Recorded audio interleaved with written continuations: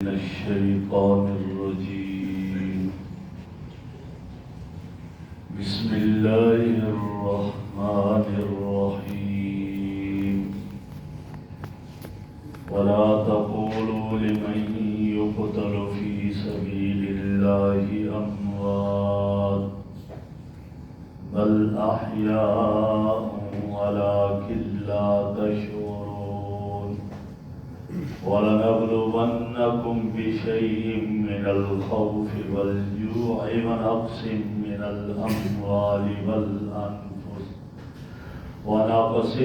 الأموال والأنفس والثمرات وبشر الصابرين الذين إذا أصابتهم مصيبة قالوا إنا لله وإنا إليه راجعون.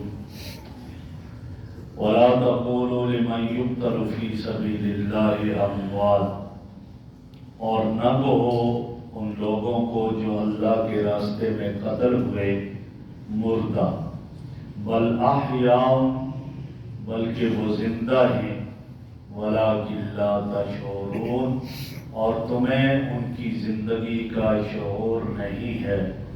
وَلَنَبْلُوَنَّكُمْ بِشَيْءٍ مِّنَ الْخَوْفِ وَالْجُوعِ، اور ہم تمہیں آزمائیں گے تھوڑے بہت خوف سے اور بھوک سے، وَنَقْصٍ مِّنَ الْأَمْوَالِ، مال کی کمی کے ساتھ، وَالْأَنفُسِ، اور جانوں کی کمی کے ساتھ، وَالثَّمَرَاتِ، اور پھلوں کی کمی کے ساتھ، وَبَشِّرِ الصَّابِرِينَ، اور صبر کرنے والوں کو بشارت دیجئے.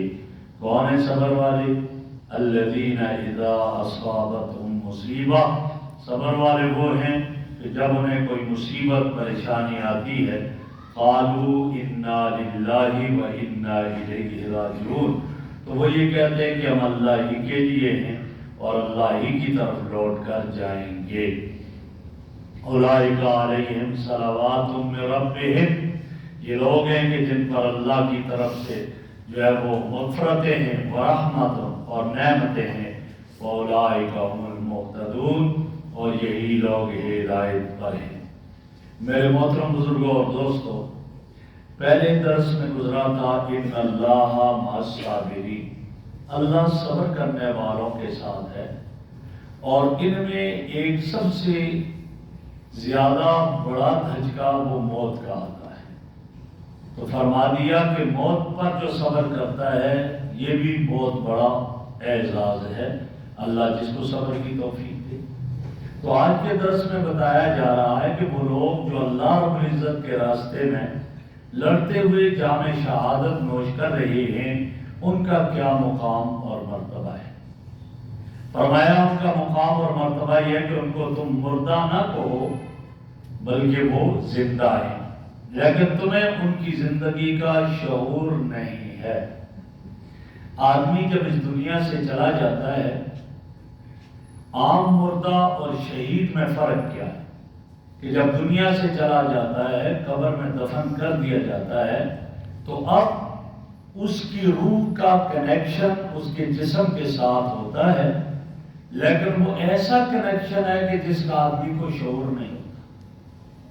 جیسے آپ یہ دیکھیں کہ ایک بیماری سکتہ کی بیماری ہے، اور جب آدمی کو وہ ہو اس کا جسم حرکت نہیں کرتا، ڈاکٹر بھی پریشان ہوتے ہیں، کہتے ہیں کہ اس کی نبض کا بھی نہیں پتہ چل رہا، لیکن وہ زندہ ہوتا ہے. فرمایا اس طرح اس کا کنیکشن کر دیا جاتا ہے، اور حضور صلی اللہ علیہ وسلم کا ارشاد ہے تو عاد روحہ فی جسدہ، اس کے روح کو اس کے جسم کے ساتھ جو ہے وہ گویا منسلک کر دیا جاتا ہے، اور جس کی وجہ سے پھر منکر نکیر اس سے سوال جواب کرتے ہیں، من ربک، من نبیک، ما دینک، یہ سوال اور جواب ہوتے ہیں. یہ اس کی کیفیت ہوتی ہے.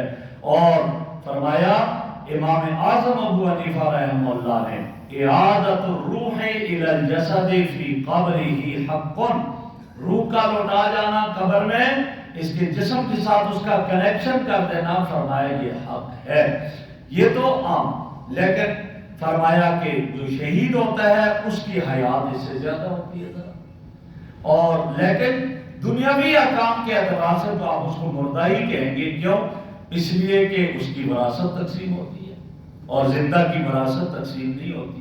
اس کی بیوی عدت گزرنے کے بعد دوسری جگہ نکاح کر سکتی ہے، لہٰذا یہ تو اس لیے اخروی اعتبار سے وہ گویا کہ زندہ اور حیات ہیں. فرمایا ان کو مردہ نہ کہو. اور انبیاء کی حیات اس سے زیادہ ہے. یہی وجہ ہے کہ انبیاء علیہ السلام کی میراث تقسیم نہیں ہوتی، ان کا مال تقسیم نہیں ہوتا.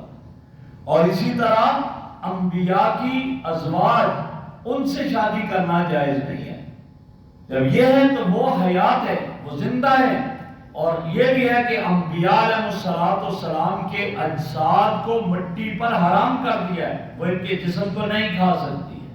ہاں، شہداء ان کے جسم کو بھی اکثر نہیں کھاتی، کئی لوگ ایسے نظر آتے ہیں.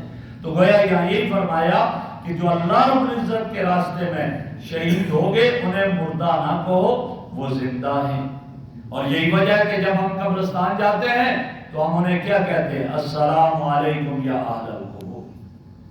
تو یہاں یہ فرمایا کہ وہ لیکن وَلَٰكِن لَا تَشْعُرُونَ، تمہیں ان کے شعور کا، تم اس کی زندگی کا شعور نہیں ہے، تمہیں نہیں پتہ چلتا.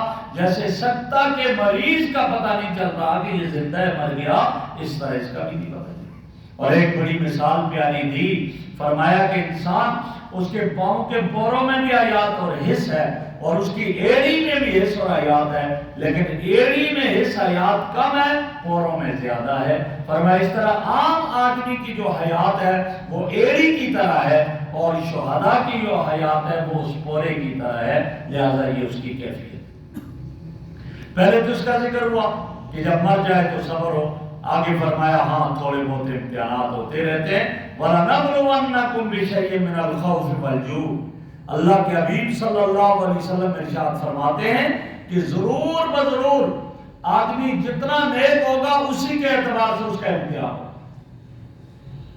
فرمایا اس کا اس اعتبار سے آزمائش اور امتحان ہوگی. تو فرمایا اللہ فرماتے ہم تمہارا امتحان لیں گے کبھی خوف دے کر.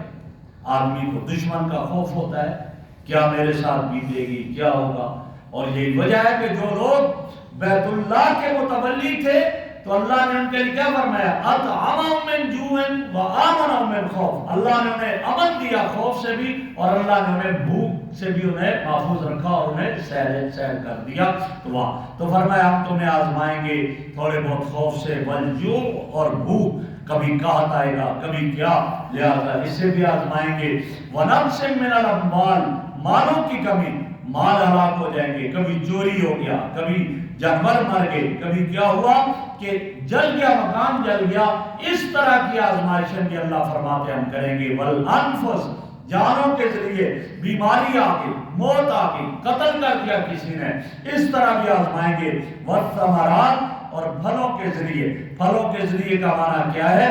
تو حضرات مفسرین نے ان کا یہ بھی لکھا کہ آدمی کی حاجات اور ضروریات کے ذریعے بھی ان کو گویا کہ، اور اسی طرح کہ ان کے پھل کم ہو جائیں گے، اولاد کو لے لیا جائے گا، یہ بھی پھلوں میں آ جاتی ہے. یہ آزمائشیں ہوں گی، لیکن کیا کرنا چاہیے؟ فرمایا صبر کرو. کیوں؟ جب صبر کرو گے وَبَشِّرِ الصَّابِرِينَ، اور صبر کرنے والوں کو بشارت دے دو، جنت کی بشارت، اللہ رب العزت کی رضا کی بشارت صبر کرنے والوں کے ساتھ ہے. اس لیے آدمی کبھی جزا فضا نہ کرے، میں اللہ کی رضا پر راضی ہوں. وہ کہ میرے رب نے جو فیصلہ کر دیا میں اس پہ راضی ہوں. اولاد لے لی، بیماری دے دی، میرے اور مالوں کو لے لیا، کوئی نہیں، میں اللہ کی رضا پہ راضی ہوں. جب اللہ کی رضا پہ راضی ہوگا اللہ پھر نعمت بدل عطا فرمائیں گے. اللہ نے ایسے لوگوں کے لیے جنت کی بشارت دی. وہ کون ہیں؟ جو صبر کرنے والے ہیں. تو آگے فرمایا الذین اذا اصابتهم مصیبہ، جب کوئی مصیبت آتی ہے قالوا انا للہ وانا الیہ راجعون، تو کہتے ہیں ہم اللہ کے ہیں اور اللہ کے. پہلا انا للہ یعنی ہم اللہ ہمارا مالک ہے، ہم اللہ کے مملوک ہے، اور مالک کو اختیار ہے وہ جس طرح اپنے مال کو استعمال کرے، کوئی اسے پوچھ نہیں سکتا.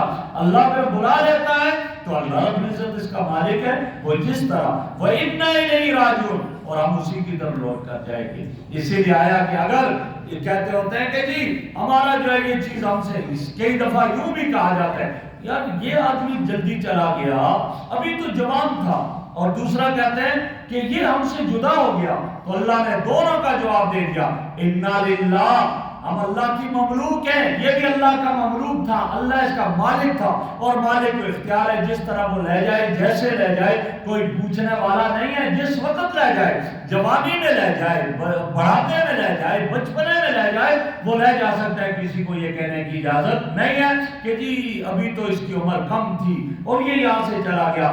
دوسرا کہتے ہیں ہم سے جدا ہو گیا، اللہ فرماتے ہیں کو انا الیہ راجعون، ہم نے بھی لوٹ کر آنا ہے، یہ ہم سے جدا نہیں ہوا، اتنا یہ پہلے چلا گیا، ہم بھی پیچھے پہنچنے والے ہیں، کوئی 1 مہینے کے بعد پہنچے گا، کوئی سال کے بعد پہنچے گا، کوئی 2 سال کے بعد پہنچے گا، لیکن ہم نے پیچھے پہنچنا ہے۔ اسی لیے میں نے عرض کیا پہلے بھی کہ جب قبرستان میں جاتے ہیں تو کیا کہتے ہیں، السلام علیکم دار قوم انتم لنا سلف وَنَحْنُ لَكُمْ بِالْأَثَرِ وَإِنَّا إِنْ شَاءَ اللَّهُ بِكُمْ لَاحِقُونَ، تم آگے چلے گے، ہم تمہارے پیچھے آنے والے ہیں، تم سے آ کر ملیں گے۔ اور کہتے ہیں یغفر اللہ لنا ولکم، اللہ ہماری اور آپ کی مغفرت فرما دے۔ گویا پتہ چلا کہ آدمی اسی لیے آتا ہے کہ جب بھی کوئی مصیبت آئے تو آدمی کو انا للہ پڑھنا چاہیے، اللہ اس کی مصیبت کو دور کر دیتے ہوتے ہیں اور اللہ اس کو اس سے محفوظ کر دیتے ہیں۔ یہی وجہ ہے کہ امام الانبیاء صلی اللہ علیہ وسلم ایک مرتبہ بیٹھے ہوئے تھے، گھر میں چراغ جل رہا تھا، ہوا آئی اور وہ چراغ بجھ گیا، تو آپ صلی اللہ علیہ وسلم نے فرمایا انا للہ و انا الیہ راجعون، یوں فرمایا۔ تو حضرت عائشہ رضی اللہ عنہ بیٹھی تھی تو انہوں نے کہا انما ھذا مصباح، یہ چراغ ہے، آپ نے چراغ پر یہ کہا، یہ تو کوئی مر جائے تو اس پر کہتے ہیں انا للہ و انا الیہ راجعون۔ تو آپ صلی اللہ علیہ وسلم فرمایا عائشہ ایسا نہیں ہے، فرمایا کل ما ساء المؤمن فهو مصیبہ، ہر وہ چیز جو مومن کو پریشان کر دے وہ مصیبت اور آزمائش اور امتحان ہے، اور ہر مصیبت کے وقت انا للہ کہنا چاہیے۔ تو لہٰذا صرف مرنے ہی والے پر نہیں، آپ کو ٹھوکر لگی، گر رہے ہیں، انا للہ و انا الیہ راجعون، بچہ گرنے لگا، انا للہ و انا الیہ راجعون، کوئی اور جیب میں کوئی چیز ڈالی، بھول گئے، دوسرے جیب میں تلاش کر رہے ہیں، چابی نہیں مل رہی، انا للہ و انا الیہ راجعون، چوری ہو گئی، اس کا مسلسل وظیفہ کرو، انا للہ و انا الیہ راجعون، اللہ رب العزت اس کی صورتیں مقدر کرتے ہیں۔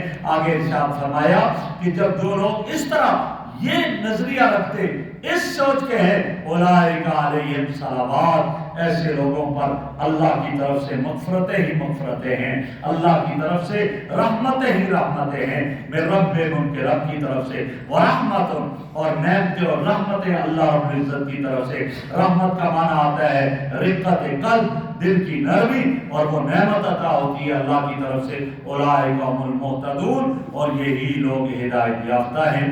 اللہ رب العزت ہمیں عمل کی توفیق عطا فرمائے۔ الحمدللہ رب العالمین والعاقبۃ للمتقین والصلاۃ والسلام علی رسول محمد وآلہ وصحبہ، سبحانک اللہم وبحمدک، نشہد ان لا الہ الا انت، نستغفرک ونتوب الیک، نستغفرک ونتوب الیک۔ صلی اللہ تعالی علی خیر خلقہ محمد وآلہ وصحبہ اجمعین۔